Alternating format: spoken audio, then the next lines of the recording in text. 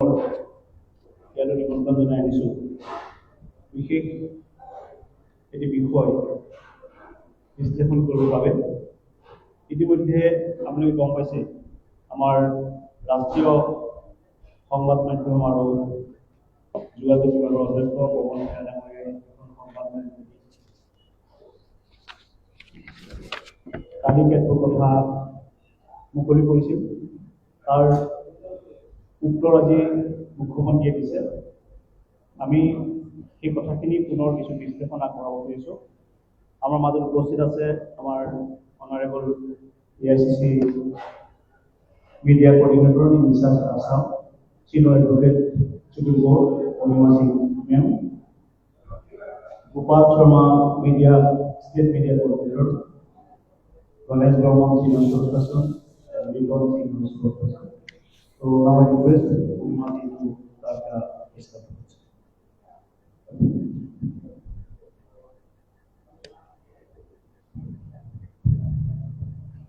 जय हिंद। आप सभी को मेरा सादर नमस्कार। आप सब जानते हैं कि असम की जनता के साथ कितना बड़ा विश्वासघात हुआ।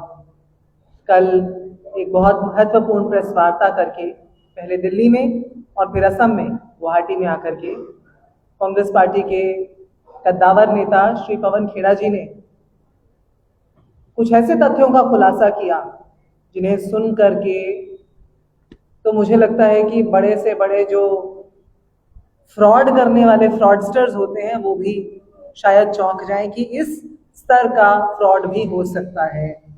और ये फ्रॉड किसी 1, 2, 10, 100, 50 लोगों के साथ नहीं हुआ। ये फ्रॉड असम की विश्वास करने वाली जनता के साथ हुआ। ये फ्रॉड हर उस वोटर के साथ हुआ जिसने पूरा विश्वास करके अपने अधिकारों को सुनिश्चित करने के लिए भाजपा के लिए, हेमंत बिस्वा शर्मा के लिए वोट किया। 10 साल से वो सरकार चला रहे थे और ये जो तथ्य सामने आए, शायद उन्हें ऐसा लगा था कि ये कभी सामने नहीं आएंगे। खैर, ये तो अब पब्लिक डोमेन में आ चुका है, ये बात सामने आ चुकी है कि उन्होंने किस तरह से ठगा है। अगर सड़कों पे असम में घूमते हुए किसी चाय वाले से, पान वाले से, टैक्सी वाले से पूछ लो कि हेमंत बिस्वा शर्मा को एक पंक्ति में आप परिभाषित करें तो Hemant Biswa Sharma is equal to ऐसा कोई सगा नहीं जिसे उन्होंने ठगा नहीं। लेकिन ये बहुत महत्वपूर्ण और गंभीर विषय है। ये इसलिए गंभीर है क्योंकि आज के जो हमने बयान सुने हेमंत बिस्वा शर्मा के, जो असम के बहिर्गामी मुख्यमंत्री, कल से बौखलाए और वो फ्रस्ट्रेशन उनके चेहरे पे नजर आ रहा है। कभी पवन खेड़ा जी के खिलाफ कोई व्यक्तिगत टिप्पणी कर रहे हैं तो कभी उनके खिलाफ कोई FIR दर्ज करा रहे हैं, लेकिन उत्तर नहीं दे रहे। जो सवाल हमने कल पूछे थे उनका उत्तर नहीं दे रहे। जो बड़े महत्वपूर्ण सवाल श्री पवन खेड़ा ने उठाए, श्री गौरव गोगोई ने उठाए, हमें चारों कांग्रेस पार्टी के कद्दावर नेता गौरव गोगोई जी ने तो बड़े सीधे तौर पर सवाल पूछे। आज ट्विटर पर हमने देखा कि जवाबी कार्रवाई में जो अपने आप को फर्स्ट लेडी ऑफ असम मानने लग गई हैं, वो मुख्यमंत्री की पत्नी रिनिकी भूया शर्मा बाहर आकर के कहती हैं ट्विटर पर कि मैंने आपके सवालों के जवाब दे दिए हैं, आप मेरे सवालों के जवाब दीजिए।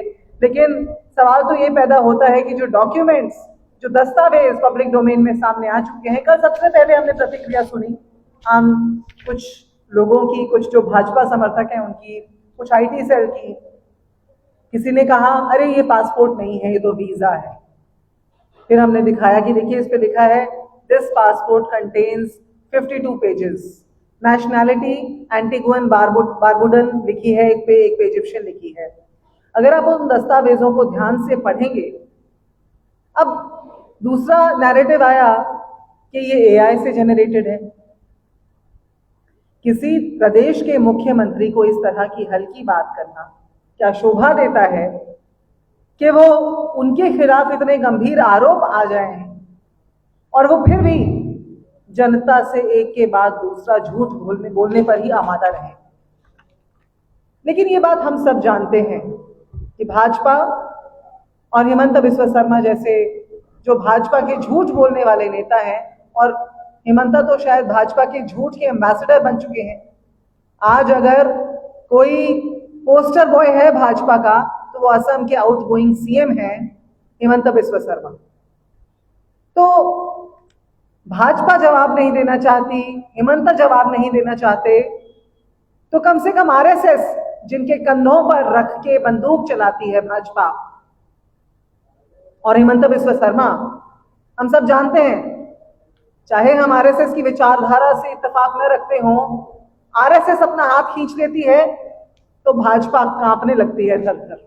उन्हें मालूम है उस शक्ति के बिना वो चुनाव कभी नहीं जीत सकते, तो उस शक्ति से और मोहन भागवत जी से, उनसे वी एग्री टू डिसएग्री, लेकिन फिर भी हम आज उनसे और हर वो कोई भी कार्यकर्ता हो, आरएसएस का हो या भाजपा का हो, लेकिन वो मेरे देश का भारतवासी तो है ना, मेरा सह नागरिक तो है ना।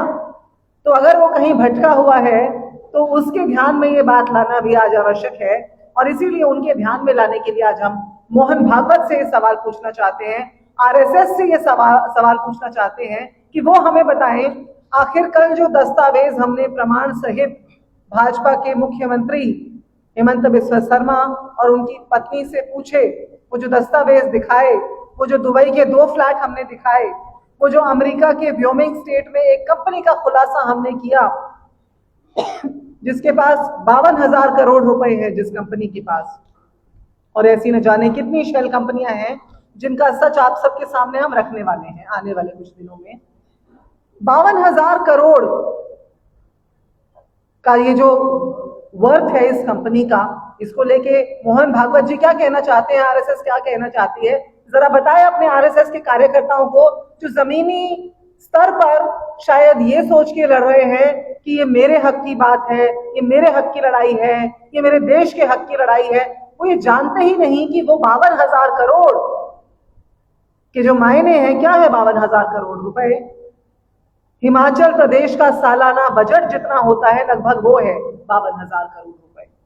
त्रिपुरा, अरुणाचल प्रदेश, मणिपुर और मेघालय के सालाना बजट का 1.5 गुना है 52,000 करोड़ रुपए। मिजोरम और सिक्किम के सालाना बजट का 3 गुना है 52,000 करोड़ रुपए। और इतनी बड़ी धनराशि आरएसएस का हर कार्यकर्ता, मोहन भागवत का हर कार्यकर्ता ये सोचे और ये सवाल पूछे, इतनी बड़ी धनराशि एक आदमी और उनकी पत्नी, इस प्रदेश के मुख्यमंत्री और उनकी पत्नी मिलकर के बाहर लगा देते हैं और हम सवाल नहीं पूछेंगे, और वो सिर्फ सीधा सीधा ये बोल देंगे कि ये झूठ बोल रहे हैं, ये एआई जनरेटेड है। ये असम की जनता सवाल पूछेगी, वो किसी भी पार्टी या विचारधारा के कार्यकर्ता हो, हर कोई किसी ना किसी विचारधारा से इत्तेफाक रख सकता है, लेकिन जो भाजपा का ईंधन है, जो आरएसएस, उससे हम ये आज सवाल पूछना चाहते हैं और मोहन भागवत जी से ये सीधा सीधा सवाल पूछना चाहते हैं कि ऐसे भ्रष्ट मुख्यमंत्री को दोबारा चुनना चाहिए क्या? वैसे तो शायद कायदे से उन्हें खुद ही इस्तीफा दे देना चाहिए था शर्म के मारे, लेकिन ऐसा तो नहीं हुआ, इतनी उम्मीद उनसे नहीं की जा सकती। लेकिन हम उनसे ये भी पूछना चाहते हैं कि वो क्या सोचते हैं, मोहन भागवत आखिर हिमंत बिस्वा शर्मा के बारे में क्या सोचते हैं, वो इस पूरे स्कैम के बारे में, इस पूरे फ्रॉड के बारे में क्या सोचते हैं, इन संपत्तियों के बारे में क्या सोचते हैं। क्या वो हिमंत बिस्वा शर्मा के जो गौ सिंडिकेट है, गौ सिंडिकेट से मोहन भागवत सहमत है क्या?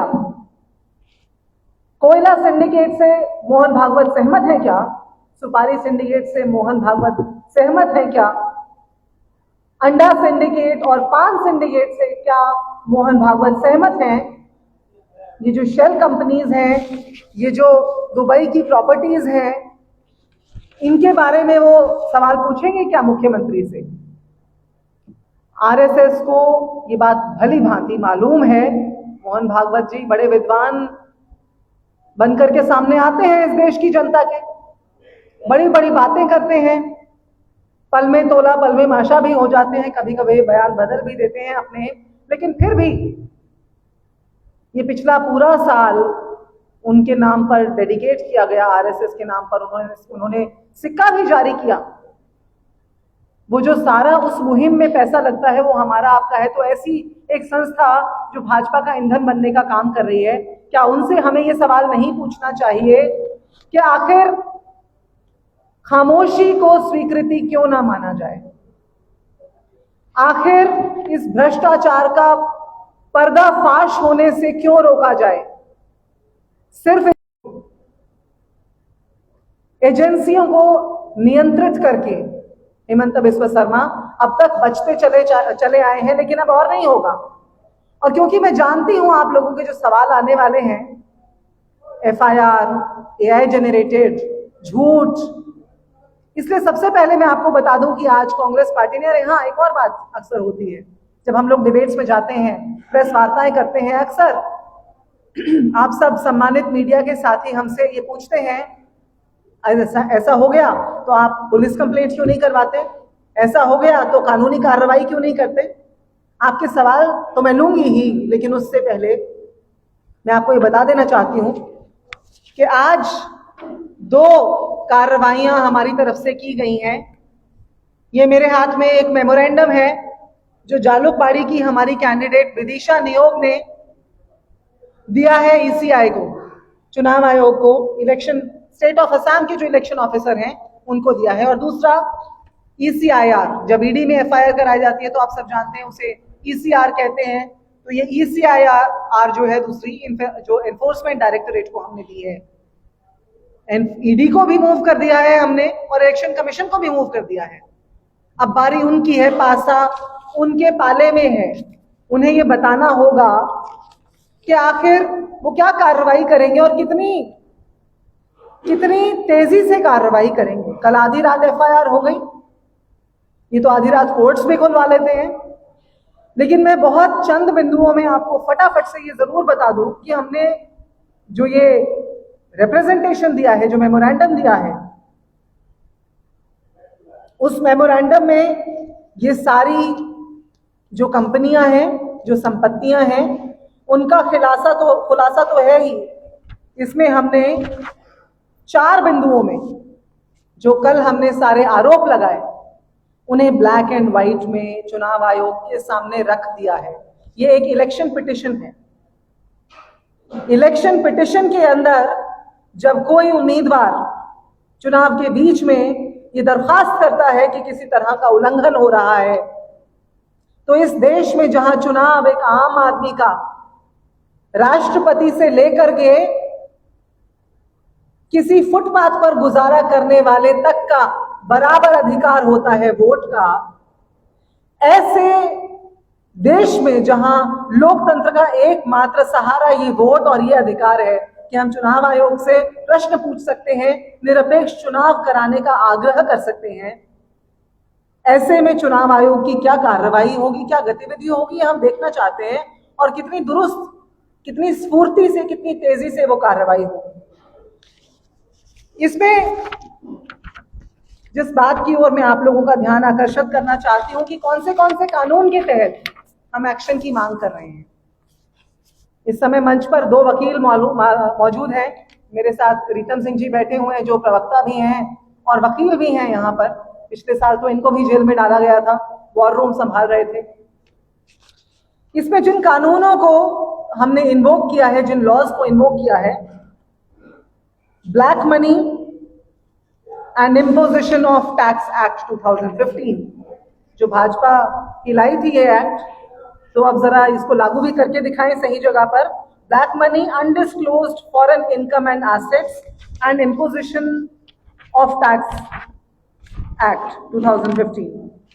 दूसरा जिस कानून को हम इन्वोक कर रहे हैं वो है फॉरेन एक्सचेंज मैनेजमेंट एक्ट 1999, जिसे फेमा भी कहते हैं। और तीसरा जो भाजपा का फेवरेट एक्ट है, PMLA, prevention of money laundering act 2002, जिसे वो इस देश के 99% विपक्ष के नेताओं पर तो लागू करते हैं, लेकिन जब इस तरह की बात आती है तो वही एनफोर्समेंट डायरेक्टरेट आंख मूंद लेता है और मौन होकर के बैठ जाता है।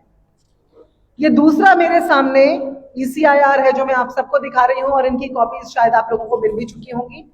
सुबह से हम सर्कुलेट कर चुके हैं और नहीं मिली हैं तो ये आपके बीच पहुंचा दी जाएंगी। इस ECIR के अंदर एक एक दस्तावेज की कॉपी है और साथ में ये अनेक्स्चर्स भी लगे हुए हैं, जिसके अंदर जो सब दस्तावेज कल हमने दिखाए थे, ये दस्तावेज भी इसके अंदर सब लगे हुए हैं, मौजूद हैं।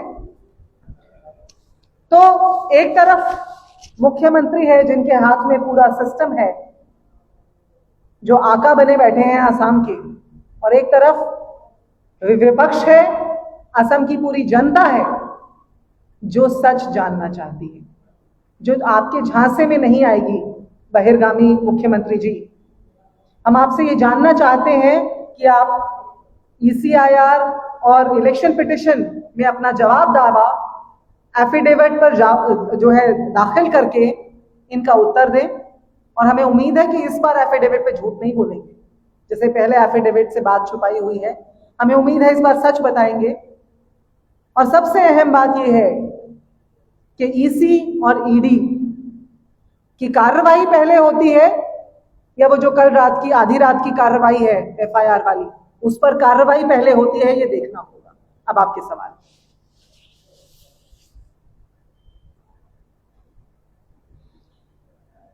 प्रश्न থাকিলে সুধিব পাৰে আপোনালোকে।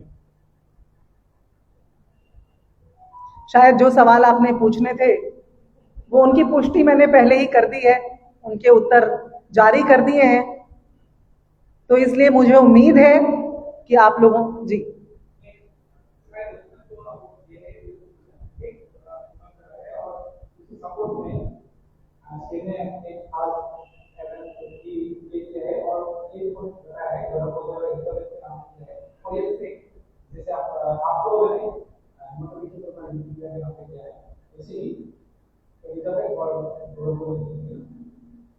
उन्होंने किया है।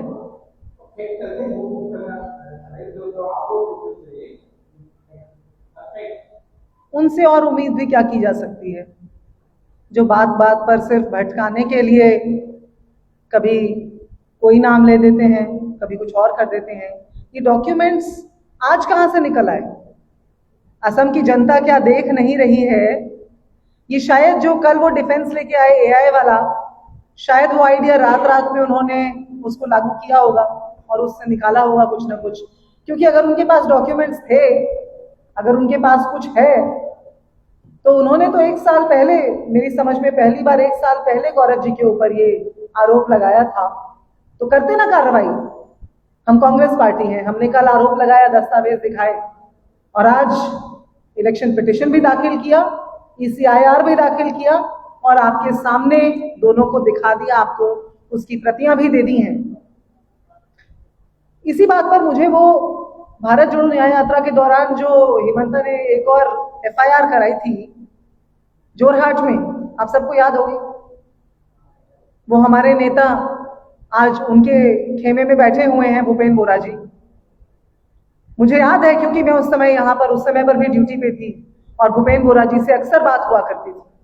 मुझे याद है भूपेंद्र बोरा जी की वो मर्म भरी आवाज, जिसमें वो उस समय बोलते थे कि हम कॉलेज में साथ थे, मेरे ऊपर FIR कर दिया। आज उस FIR का क्या हुआ? आप सब पत्रकार भाई बैठे हैं यहाँ पर, पत्रकार बहनें बैठी हैं, आप लोग जरा पता लगाइए ना, वो जो FIR उन्होंने तब किया था उसका क्या हुआ?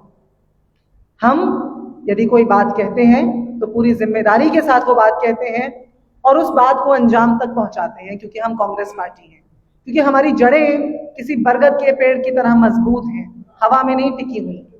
ये जिनकी धन संपदा भी हवा से पैदा हुई है, और जैसे ही जनता सवाल पूछती है वैसे ही ये धन संपदा हवा हो भी जाएगी।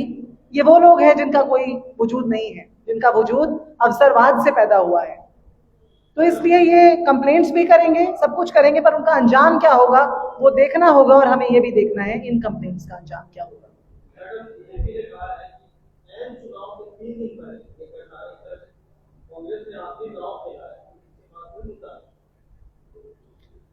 आप सब लोग ये बेहतर जानते हैं कि हम आज से नहीं, 2-3 साल पहले से, जब यहाँ भारत जोड़ो न्याय यात्रा लेकर के आए थे, जब लोगों के बीच में अलग अलग यात्राएं लेकर के चलते रहे हैं हमारे तमाम नेता, जनता के मुद्दों को उठाने के अलावा कांग्रेस पार्टी ने कोई काम पिछले 3 साल में, 4-5 साल में नहीं किया है। आज भी हमारा पूरा कैंपेन जनता के मुद्दों पर केंद्रित है, लेकिन अब वो जैसे खुद है शायद वैसा ही पूरी दुनिया को देखते हैं। उन्होंने कई महीने पहले, 1 साल पहले आरोप लगाने शुरू कर दिए थे। पवन जी के ऊपर भी आप जानते हैं उनकी खास मेहरबानी रही है, बहुत समय से उनका ध्यान एक वहीं पर लगा रहता है, क्योंकि उनको मालूम है कि अगर दिल्ली में बैठ करके कोई उनको सीधी चुनौती देता है राहुल गांधी जी के साथ में, तो वो पवन जी हैं। और यहाँ पर गौरव गोगोई जी, उन्हें मालूम है वो किसी को भी टस से मस कर सकते हैं, लेकिन गौरव गोगोई जी को नहीं कर सकते। ये जो मुद्दा हम अब सामने लाए हैं, क्योंकि हम उनकी तरह हवाबाजी नहीं करते, हवा में बयान नहीं देते, हम पूरा होमवर्क करके, पूरे दस्तावेज लेकर के उनके सामने लेकर के आए हैं उनको, और हमने पुख्ता कार्रवाई कर दी है। कल खुलासा किया, आज शिकायतें दर्ज हो चुकी हैं, इलेक्शन पिटीशन दर्ज हो चुकी है। अब जब जिस चीज का जब समय होता है तभी होती है वो चीज।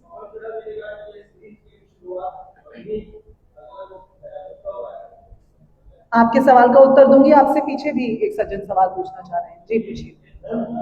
एक मिनट।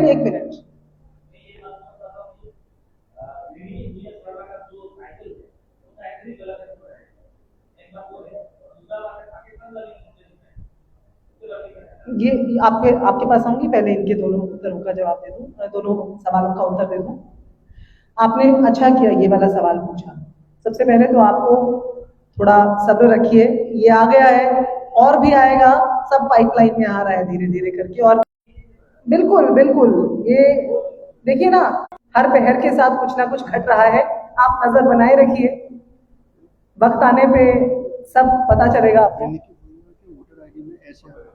अब आपके सवाल का जवाब प्रीतम जी भी बता रहे हैं, मैं भी यही जवाब देने वाली थी। आप लोगों को ये जो हमारे चेयरपर्सन साहब जो दस्तावेज दिखा रहे हैं, आपको भेज देंगे ग्रुप में, सब पत्रकारों तक पहुंचा दिया जाएगा। ये वेदव्रत जी सुनिश्चित करेंगे। इनके वोटर आईडी में, इनके पहले के दस्तावेजों में, ये मेरा ख्याल है इनका जो इलेक्शन कमीशन का इनका आईडी है, वोटर स्लिप जिसको बोलते हैं, ये पिछले साल का है, उसमें भी SARNA लिखा हुआ है। तो ये तो बचने के लिए कभी कहीं मुंह छुपा रहे हैं, कभी कुछ बोल रहे हैं। और पाकिस्तान वाली आपने बात कही, तो ये तो कोई हैरानी की बात नहीं है। जो लोग धर्म के नाम पर लड़ाने का काम करते हैं, जिन्होंने 10 साल में मात्र 3,939 घुसपैठियों को ही बाहर भेजा हो, हमारे मुकाबले हम लोगों ने 90,000 के आसपास बाहर भेजे थे अपने 10 साल के कार्यकाल में।